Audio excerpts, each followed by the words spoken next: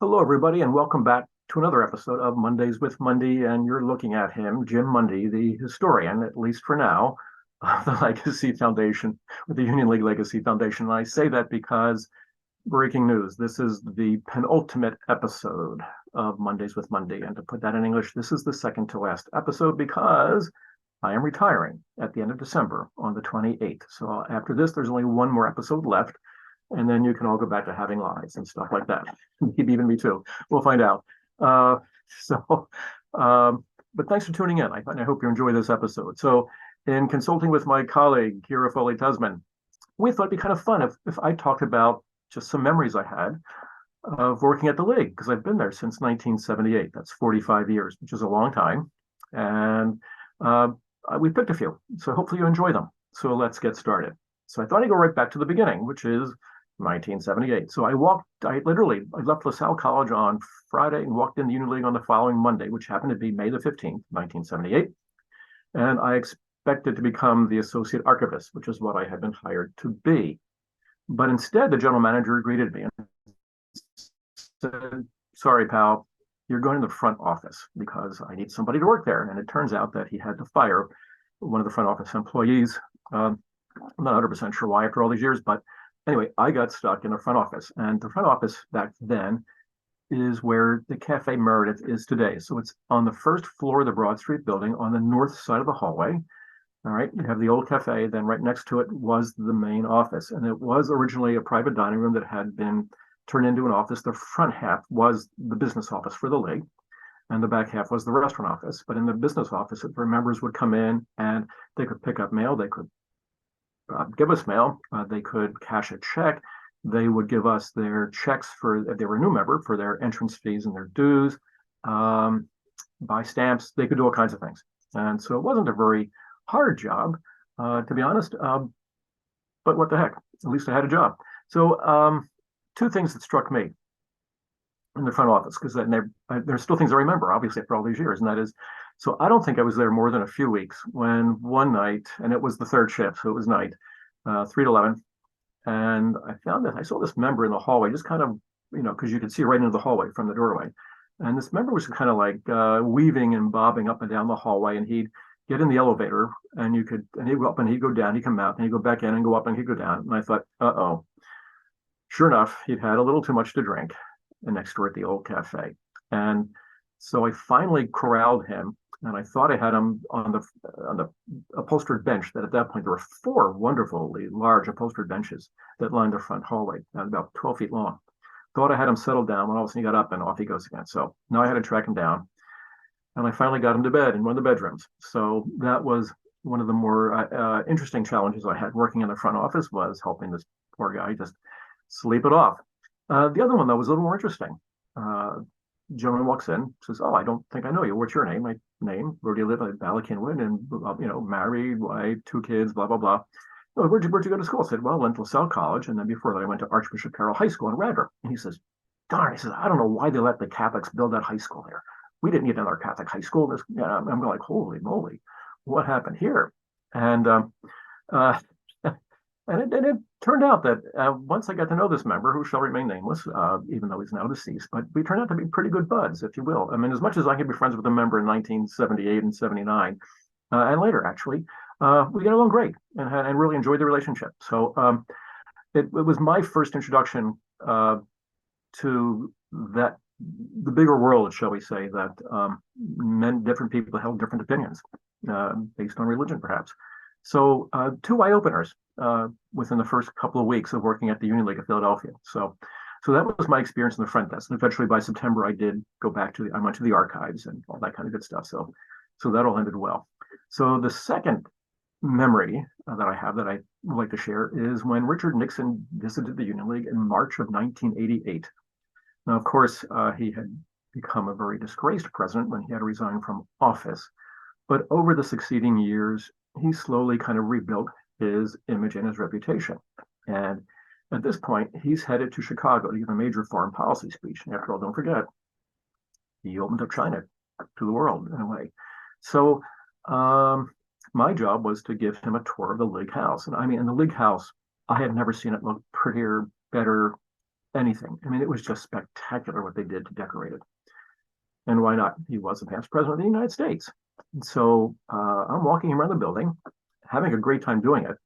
Really a witty man, brilliant, intelligent. I mean, all that kind of good stuff. But one thing I didn't know about him, that he was a sports nut as well. So we're in the library and we're talking about, so Jim, where'd you go to college? He said, I went to LaSalle College here in Philadelphia, Mr. President. He goes, oh, LaSalle College, 1954 NCAA champions. They beat Bradley University 92-76. I'm going, holy moly, how does he know that? And sure enough, I mean, he was really well statistics. I mean, this was the era of Tom Gola when he was the most valuable player in the entire NCAA. I mean, just amazing stuff. And it's like, and then I remembered, oh, heck no, he was a big baseball nut. He was at the Union League back in the 50s and early 60s for baseball nights and stuff like that. So I go, wow, that really made some sense. So it was just one of those like wow moments when you're going, geez, this is great. And it was, and I enjoyed every minute of it, as I did spending the rest of the tour with him in the house itself. Really wonderful guy. And later on, he would sign a book to me that I still have. So neat stuff there. So third, all right, it's about a general manager. I'll talk about two general managers. So this was Stan Orr. Stan came to the league in, I'm going to say, the fall of 1988. And Stan was basically, I think, a farm boy from mid-Iowa. I think Dubuque, got a football scholarship to Cornell, played on the football team until he got injured, and that ended that. But he was also what they call a hotelie. So he studied hotel management at Cornell, which was, at that point, the best one in the country for producing that kind of manager. And after graduating, Stan, I think, spent some years in the Air Force and in Europe. And when he came back, he ended up, I believe, working for the Marriott Corporation. And I know he did for a number of years, but he would eventually also end up being the general manager, like at the Firestone Country Club, for instance, in Akron, Ohio, one of the great, golf clubs, always hosting PG Tour events and stuff like that. So Stan's background was extensive and varied, and interesting to say the least.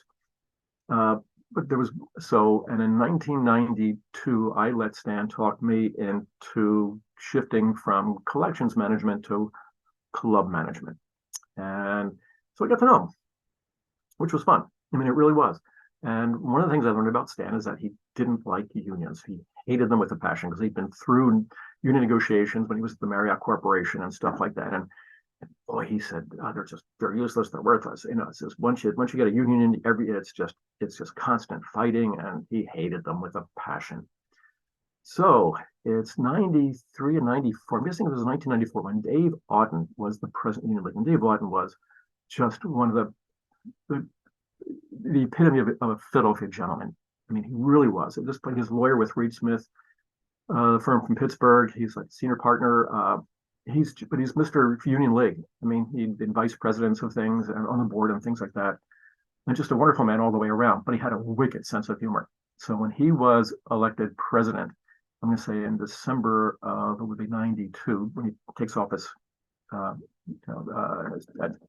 December, January of 93, the front cover of the banner imitated the New York Times headline when Dewey lost to Harry Truman.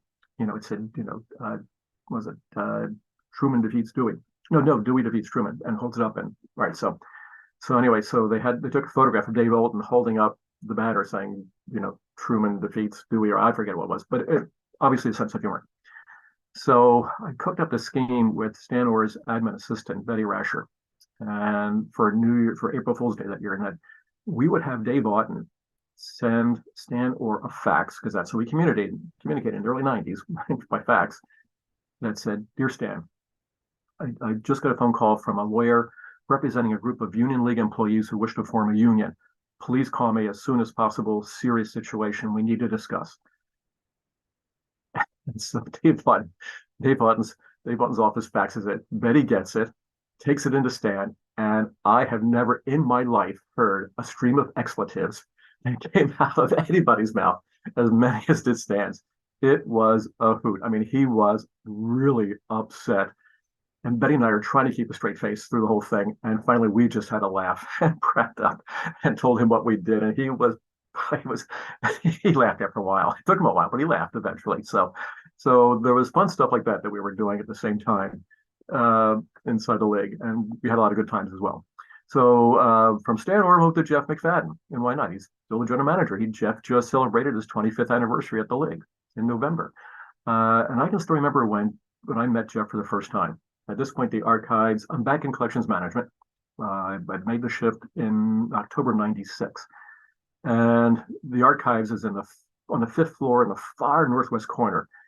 And to come down the hall, and this is the back of the house, and to get to the office itself, I had a corner office. I actually had a really nice office. I had windows on two sides, the desk in between. It was spectacular.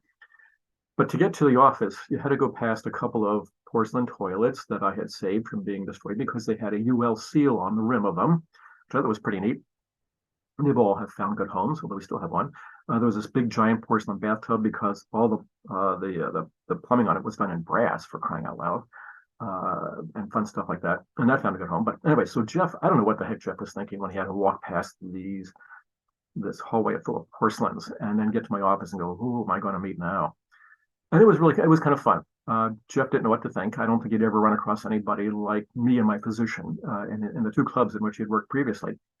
And we had a nice conversation. But one thing I remember about Jeff, though, is that he kept saying, like, either you're red and rotten or you're green and growing.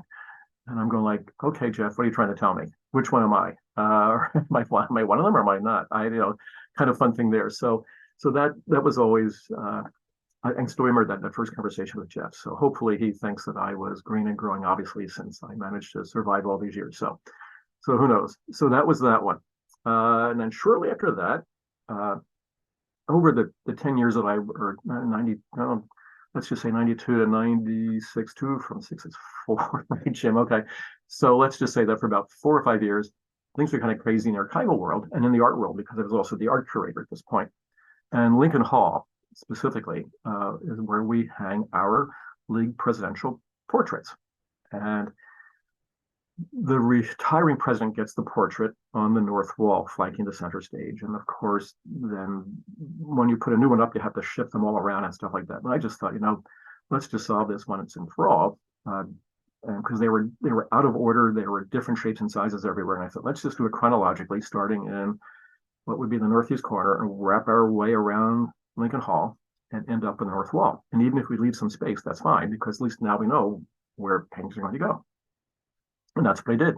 I did it by myself, actually, believe it or not. I learned how to hang paintings from the chief engineer, Charlie Thee. And I'm sure I had some help, but by and large, I remember doing most of it myself, which was really kind of fun and challenging to think that I could actually do that kind of thing. So I get the painting sung. And what was it? I know what it was. So we had two presidents who are part of the story. First is J. Permore Richards, who was president in 66 and 67. At that point, the youngest president was in his early 50s. A very socially prominent man in Philadelphia. He and his wife both, Rhoda Wagner Richards, were really kind of like the Union League power couple in a way, if you will. And then in 1986, the league president was Robert G. Wilder. And Mr. Wilder was the president of Lewis, Gilman, and Kynette, which was the city's largest marketing public relations firm, and also a very prominent Philadelphian, but also in places like New York and Chicago, Washington, where he had other contacts and stuff like that. And while nothing really exciting happened on Mr. Richards' watch, shall we say, but Mr. Wilder was the president who pushed through, if you will, the admission of women members to the league at the board meeting, in May 19th and 20th of 1986. And then the first women were admitted at the board meeting in August of that summer.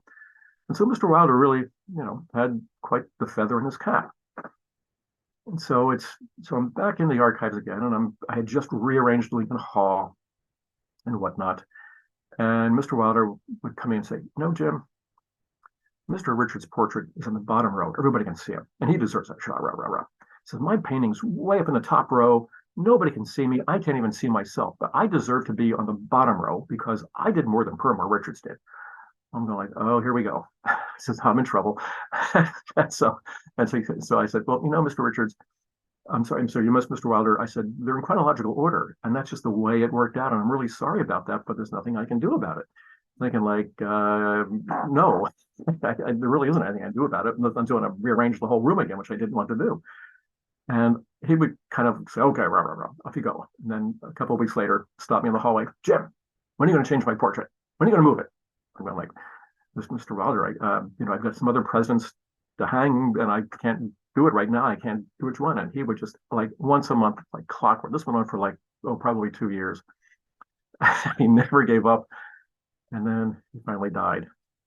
And that's how I solved that problem. So, and today, well, actually, we don't have that problem. We just have a space problem instead. But anyway, so I can think, like, well, you always think there are moments in your career when maybe, is that the hill you want to die on type of thing? So anyway, I didn't die on the hill. I haven't died yet on the hill. So hopefully I've only got 2 weeks to avoid that. We'll see what happens. But anyway, so that was Lincoln Hall portraits. And then last one, so I just celebrated my 70th birthday last week in December the 5th. And it was very nice. It was very cool. Actually, I wasn't even in the office that day. But on the next day, my colleagues, or it was the next day, was the day, it was just on Thursday, threw me up. I had a little tiny party, cake, blah, blah, blah, because I really don't like birthday parties. I don't like birthdays, period. But back in 1960, I'm sorry, no, when I turned 60, I'm sorry. 10 years before, they threw a hell of a party for me. And again, it was Kira, who's the mastermind behind all these subversive activities in the department, and then John Miko, the executive director. And I'm really stupid about picking up clues about things like that. I had no idea it was going to happen. It was in the Sando room, as I recall, and I walked in, and everybody's wearing bow ties, like these big, sparkly bow ties and stuff like that. My wife was there, but kids were there. I don't think the grandkids were there, but friends were there. I mean, it was just, and and the room was full of members and stuff like that. And the highlight of the day, I thought, was that the cake was in the form of a bow tie. So that was just a really fun party. And I know I sound like a curmudgeon by saying, "Oh, I don't want a birthday party," but I did enjoy it, and I thanked everybody profusely for it. And it was great, and it was a wonderful memory. And I've had many of them, but those are the ones that I've picked out to tell you about right now. So I hope you've enjoyed them. I hope you've enjoyed watching these Mondays with Mundy. I hope you watch the last one, if you will, in 2 weeks. It actually, if it airs, it'll air on Monday, the 25th of December, Christmas Day. So we'll see what's in that one, won't we? So in the meantime, thank you all sincerely and from the bottom of my heart for having stuck with these episodes. Geez, since what, 2020? Wow, good stuff. So in between, now the next one, take care, stay well, and get ready for the holidays. Thanks all for watching. Goodbye.